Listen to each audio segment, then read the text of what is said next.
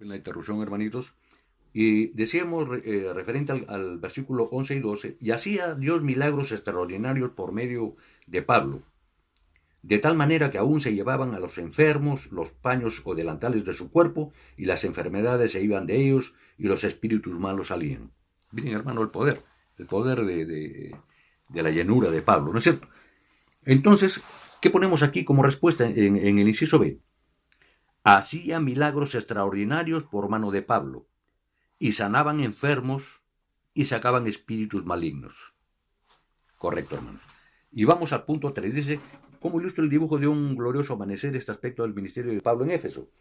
Cuando sale el sol, la oscuridad desaparece completamente, el efecto de la obra poderosa del Espíritu Santo en la gente enferma produjo muchas veces su sanidad y liberación. Punto 4 dice, es un dibujo, hermano, que da una idea, ¿no es cierto?, del poder del Espíritu, ¿no es cierto?, la luz y la oscuridad. Después estudiaremos cómo algunos judíos, incluso los 7 hijos de Seba, tratan de imitar a Pablo. Ya este tema lo conocemos porque estos hijos de Seba es realmente un sacerdote pagano, ¿no?, de prácticas de magia y de cosas abominables a los ojos de Dios. Pero los hijos de Seba quisieron valerse también de lo que habían visto, ¿no? Y tomaban el nombre del Señor, como estaba haciendo Pablo, sanando y curando y haciendo muchos milagros. Y ellos pensaban hacer lo mismo. Pero ocurre que aquí el Señor no acepta esas cosas y pone orden, ¿no es cierto? E impide a estos hijos de Seba que tomaran el nombre del Señor. Entonces, la misma persona que estaba llena de espíritus de maldad, ¿no? Expresó que, bueno, él sabía, decía, conozco quién es Jesucristo, sé quién es Pablo, pero ustedes quiénes son. Entonces se vieron sorprendidos y este personaje lleno de espíritu de maldad los persiguió y dice el relato bíblico que salieron despavoridos, hasta desnudos los dejó porque les dio una gran reprimenda, digamos, llamémoslo así, para entenderlo mejor. Muy bien, entonces no es nada bueno tomar o permitir que alguien tome el nombre del Señor para, para, para pretender hacer una sanación así de esta naturaleza. Debemos, los cristianos especialmente, tener mucho cuidado con esto. Dice, después estudiaremos como algunos judíos, incluso refiriéndonos a los 7 hijos de Seba, ¿no es cierto?, que querían imitar a Pablo. Dice, usando el nombre de Jesús, a ellos también pretendieron echar fuera un espíritu maligno, y lea lo que sucedió en Hechos 19, 13, 16. Hechos 19, 13 al 16. Pero algunos de los judíos exorcistas ambulantes intentaron invocar el nombre del Señor Jesús sobre los que tenían espíritus malos, diciendo, os conjuro por Jesús, el que predica Pablo. Había 7 hijos de un tal Eseba, judío, jefe de los sacerdotes, que hacían esto. Pero respondiendo el espíritu, dijo, a Jesús conozco y sé quién es Pablo, pero vosotros quiénes sois. Y el hombre de quien estaba el espíritu malo, saltando sobre ellos y dominándolos, pudo más que ellos, de tal manera que huyeron de aquella casa desnudos y heridos. Hasta el 16. Entonces, ¿qué podemos poner aquí como respuesta? Dice, ¿cómo podemos saber que estaban actuando en su propio poder y no en el poder del Espíritu Santo? Pone como respuesta, porque el espíritu malo no se sometió,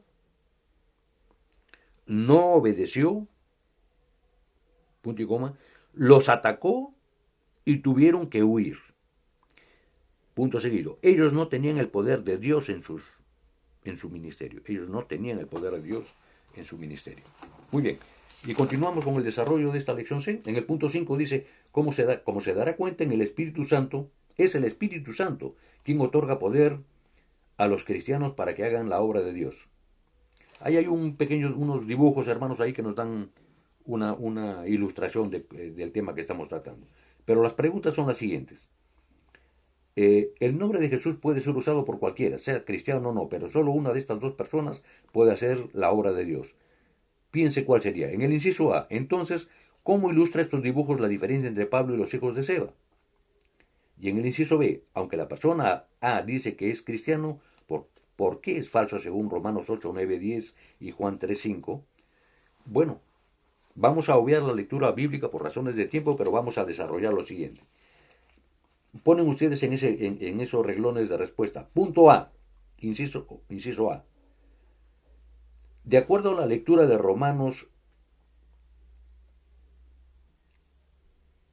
capítulo 8, versículos 9 y 10, ¿no?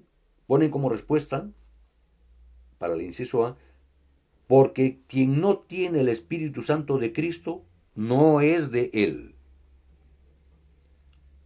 coma, aún invoque su santo nombre, y porque no son nacidos de agua y del Espíritu Santo. Esa es la respuesta que ustedes ponen para el dibujo A. Y para el dibujo B, ponen ustedes, ilustran que Pablo está lleno del Espíritu Santo, porque ahí ustedes ven una palomita que está ahí en el cuerpo de Pablo. Ilustran que Pablo está lleno del Espíritu Santo y con poder y autoridad. Punto seguido. Él recibió el Espíritu Santo directamente de Dios. Lo dice en su testimonio personal, el mismo Pablo.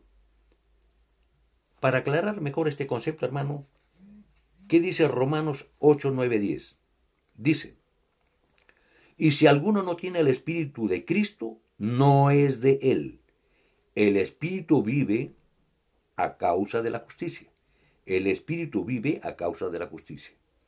¿Y qué dice Juan 3:5, que nos manda la lectura? El que no nace de agua y del Espíritu no puede entrar en el reino de Dios.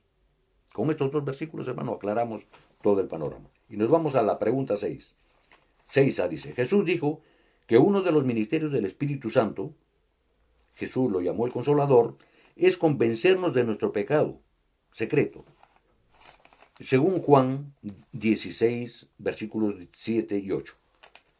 Pregunta, ¿de qué manera actuó el Espíritu Santo entre algunos de los cristianos de Éfeso y con qué resultados?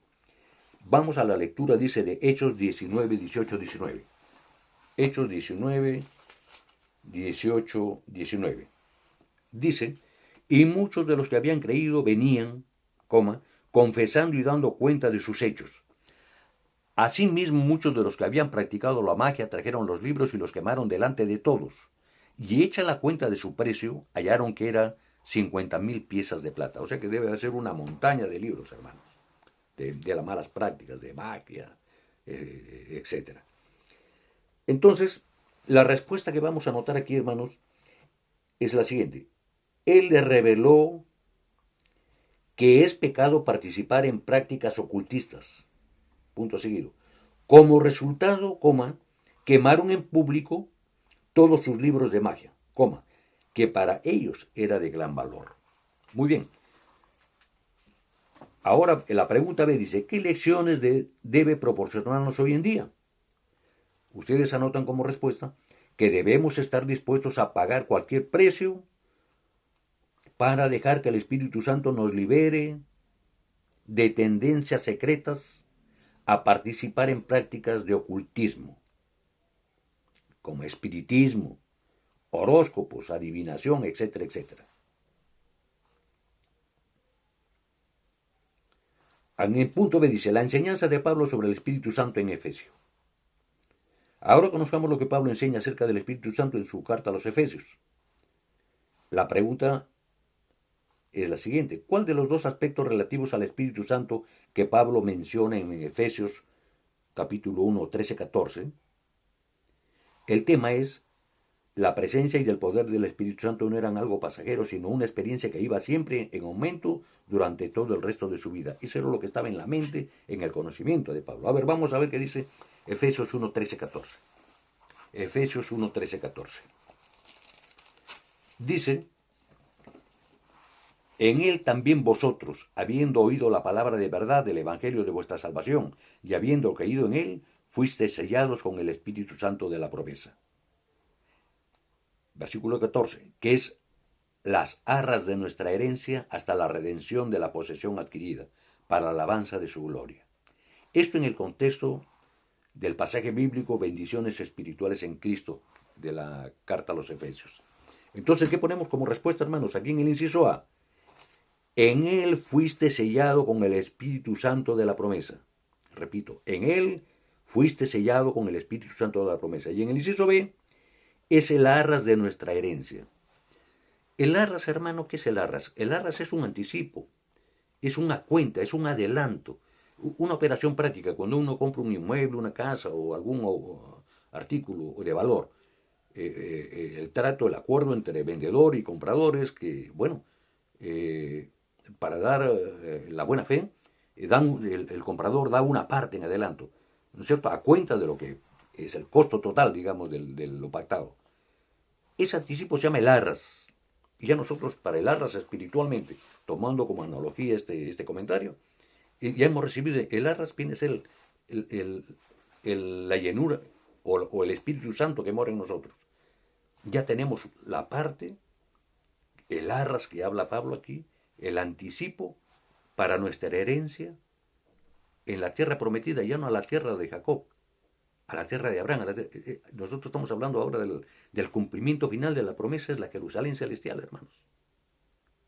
Tenemos el arras de garantía para el reino celestial. Amén, bendiciones, hermanitos, qué hermoso esto. Bien, entonces en la siguiente pregunta tenemos que es una pequeña tarea, dice, subraya ambas palabras en su Biblia y es un tema para ustedes en casa. El punto 8. Primero analicemos el verbo sellar, que Pablo usa para indicar la señal de propiedad y autoridad. Claro, le pertenecemos con lo que nos da a entender aquí, vamos a analizarlo, sobre el sello. El mismo verbo aparece en Mateo 27:66, claro, porque en 27:66, en Mateo nosotros ya recordamos en los estudios que está referido al sello que pidieron los judíos que se pusiera en la piedra que cerraba la tumba del Señor Jesucristo, porque tenían los fariseos tenían el temor de que se iba, de lo que había dicho el Señor Jesucristo, que iba a resucitar, pero también temían que de repente no se iba a cumplir porque iban a venir los discípulos y podían llevarse el cuerpo, ¿no? Eso es lo que pensaba también la mente de las autoridades religiosas.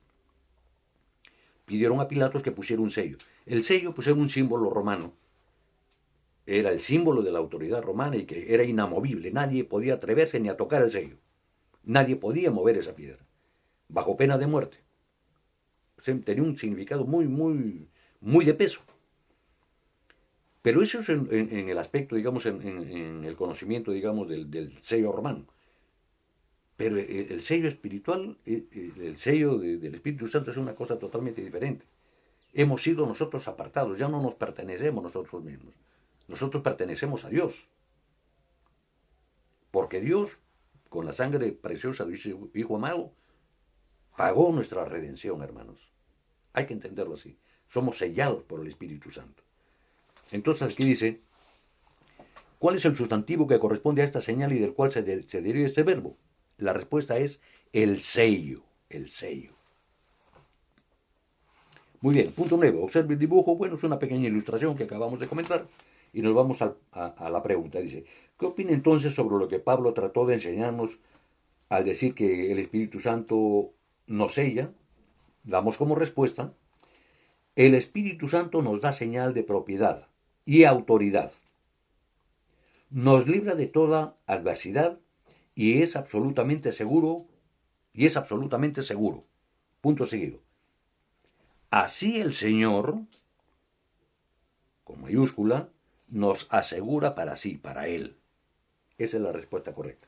En el punto 10 tenemos aquí un pequeño dibujo que nos da a entender esta figura que estamos relatando aquí, dice. Observe la segunda ilustración que Pablo usó para el Espíritu Santo, el de una garantía. Estudie estos dibujos. Bien, pregunta dice, ¿cuál de estos dibujos es un ejemplo de la ilustración que Pablo nos da en el Espíritu Santo en Efesios 1:4? ¿Y por qué lo es? ¿Qué dice Efesios 1:4, hermano? Efesios 1:4 dice,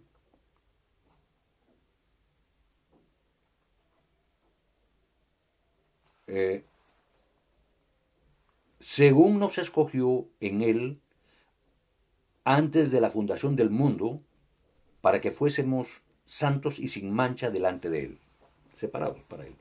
Entonces ponemos como respuesta, es un ejemplo, que demuestra la herencia hasta la redención, punto seguido. Garantía de bendiciones futuras, punto seguido. Garantiza que llegaremos a nuestro destino en el cielo. Ahí termina la respuesta. Punto 11. Dice, Pablo conoció el efecto del inestimable don de la presencia del Espíritu Santo en su propia vida. Sabía también que este don tenía poder. Pablo usa una palabra maravillosa para describir el poder del Espíritu Santo. Como derivados del término que usó Pablo, tenemos nuestras palabras dinamita, entre paréntesis, poder explosivo, fuerza tremenda. Dinámico, entre paréntesis, poderoso, activo. Dínamo, que es una de las constantes fuentes de poder en la actualidad, muy usado en movilizar enormes maquinarias, ¿no? Lea Efesios 1, 17, 20. Efesios 1, 17, 20. Dice, para que el Dios nuestro Señor Jesucristo, el Padre de gloria, os dé espíritu de sabiduría y de revelación en el conocimiento de Él, alumbrando los ojos de vuestro entendimiento para que sepáis cuál es la esperanza a la que Él os ha llamado y cuáles las riquezas de la gloria de su herencia en los santos, y cuál la supereminente grandeza de su poder para con nosotros, los que creemos según la operación del poder de su fuerza, la cual operó en Cristo resucitándolo de los muertos y sentándolo a la diestra en los lugares celestiales. Entonces anotamos aquí como respuesta lo siguiente, hermanos. Para el inciso A, resucitándolo de los muertos y sentándolo a su diestra en los lugares celestiales, dándole poder y autoridad. Esa es la respuesta para el inciso A. Inciso B, ¿qué hará por nosotros ese mismo poder según Romanos 8:11? ¿Qué dice Romanos 8:11, hermanos?